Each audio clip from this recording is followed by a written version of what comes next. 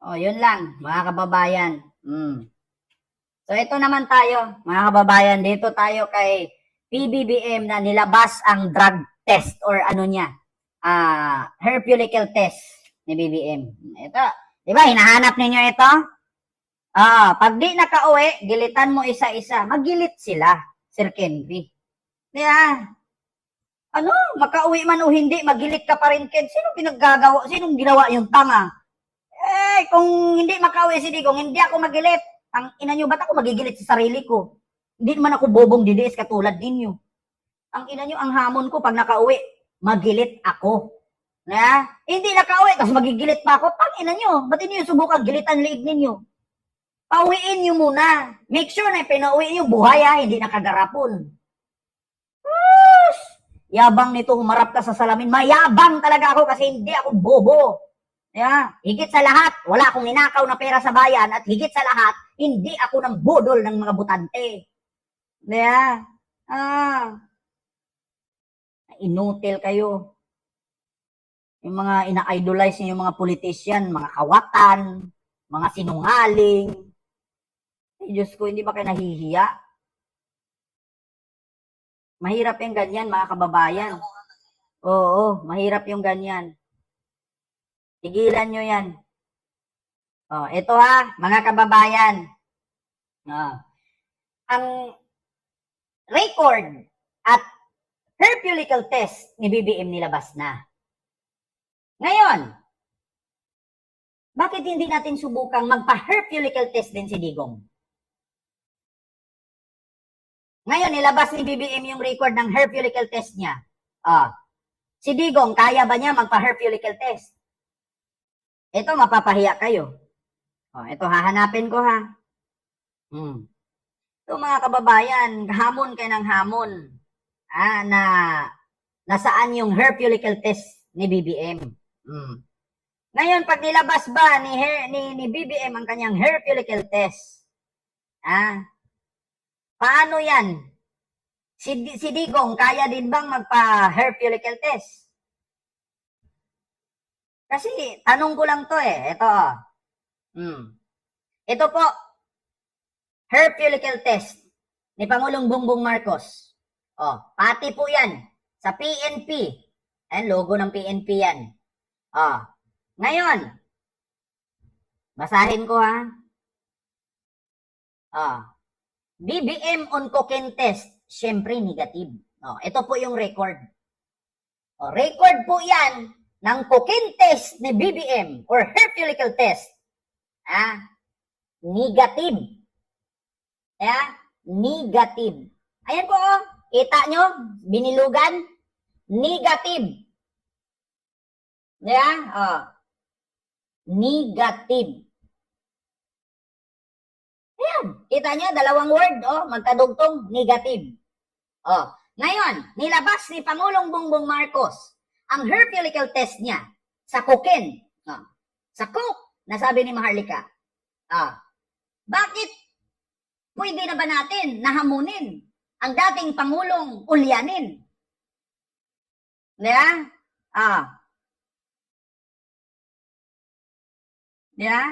Pwede na ba nating hamunin ang herpeulical test? Drug test report yan. At herpeulical test, negative.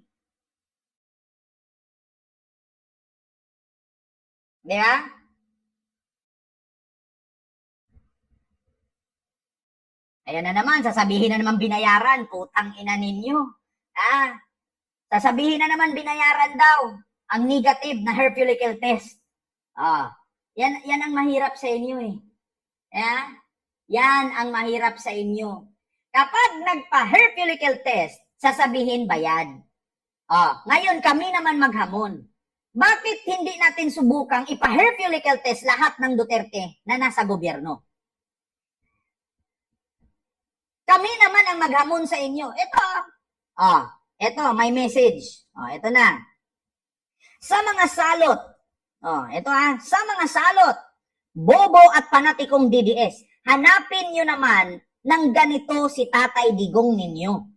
Kasi ilang beses siya hinamon ng Associate Justice Antonio Carpio na pagpa-drug test pero ayaw niya. para magkaalaman kung sino ang tunay na adik at drug lord. Yeah? Hamon kayo ng hamon kay BBM. Ngayon ang ginawa ni BBM,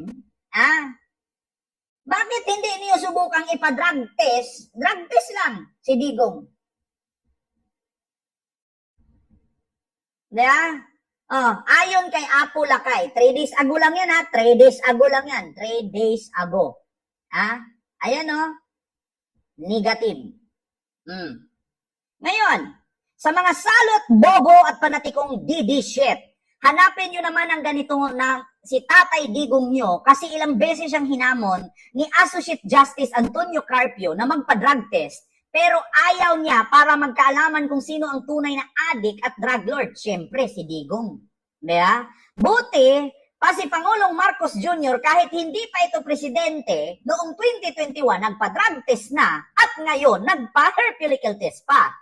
Kahit alam niya na may posibilidad na manipulahin ang resulta para sirain siya sa publiko, pero may tiwala ang Pangulo Marcos Jr. sa Diyos at batas. Kaya lakas na loob siyang nagpa-drug test. Negative ang resulta. Ayun, Ngayon, mga kababayan. Ayan. Kita nyo? Negative. Negative. Ito pa, yung isa. BBM test negative for illegal drugs. Paano yan? Mga DDS. Kaya nyo bang hamunin si Duterte na magpa-drug test din? Ba? Alam nyo si Digong, hindi abutin taon yan, mamamatay yan. Walang fentanyl sa US at sa Europa, nakaban. Fentanyl ang bumubuhay niyan. Mainitin ulo, burido utak, fentanyl. Pag walang fentanyl, ege. Yeah? Alam nyo na, mga kababayan. Am I right? Yan, pinakita ko na sa inyo. Negative ang resulta. So, ngayon, na negative ang resulta, negative ang nilabas ng National Headquarters of Philippine National Police Crime Laboratory, Camp General Rafael, Crami, Quezon City. Drug test report. Ferdinand Marcos Jr. Nakalagay. Negative. Result. Methamphetamine. Ano ba? Methamphetamine ba ang pangalan yan? Alam ng mga Duterte yan. Kaibigan lang mga drug lord eh. So, ang resulta, negative. Ano na naman sasabihin dito ngayon ng mga DD shit? Binayaran na naman. Pulis na yan. Ang pulis, hindi yan pwedeng bayaran. Walang ganyan-ganyan sa pulis at kasundaluhan. Diyos ko. Ito lang sa totoo lang, mga DDS, hindi pa ba kayo nagigising? Ito, real talk lang. Real talk lang mga kababayan. Kung talagang mabuting tao at mabait si Digong, bakit siya ngayon nakakulong?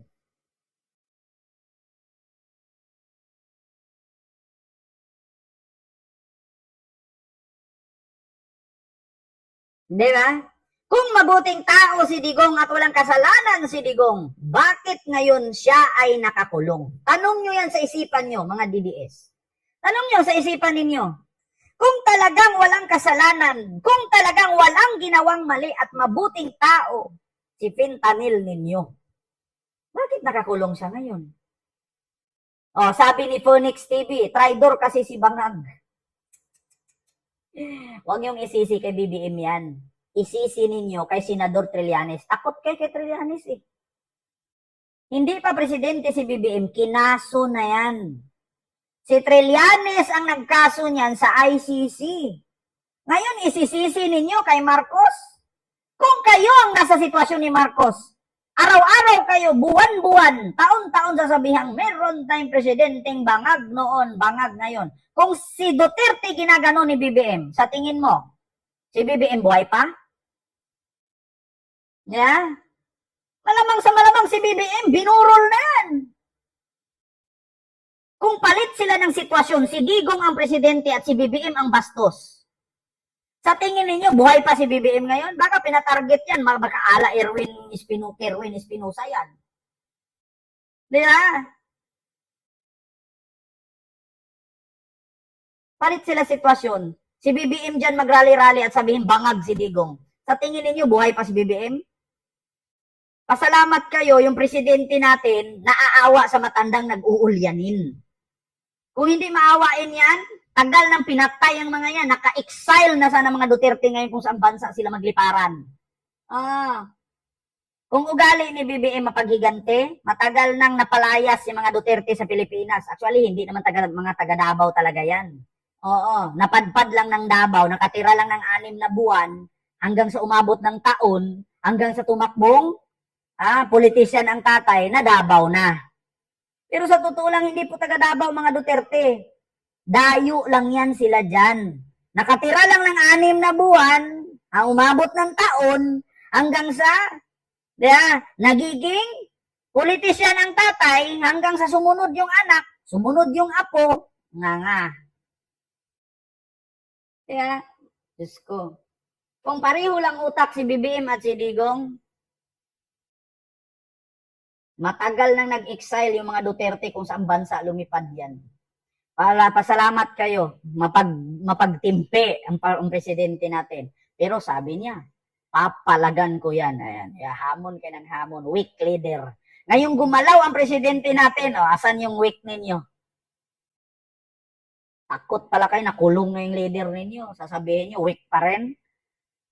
Tayin ninyo. Ako, ayaw ko maunang pasalita kasi mapagalitan ako ng radar ko eh.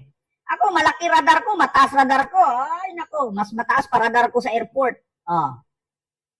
Pinakulong na si Digong. Hamunin nyo pa nang masunod. Ay, ayaw ko na magsalita. Basta sabi ko sa inyo, siyam ang susunod. Kailan nyo gusto? Pagkatapos eleksyon, may dadamputin? Ako, sinabi ko yan nung nasa kainan ako. O sige, fake news na kung fake news. Antayin ninyo, arestuhin yan si Digong. Na-aresto, di ba? Kailan nyo gusto? Pagkatapos ng eleksyon? Mark my word. Diba? Huwag maingay, Daisy. Magagalit yung radar natin.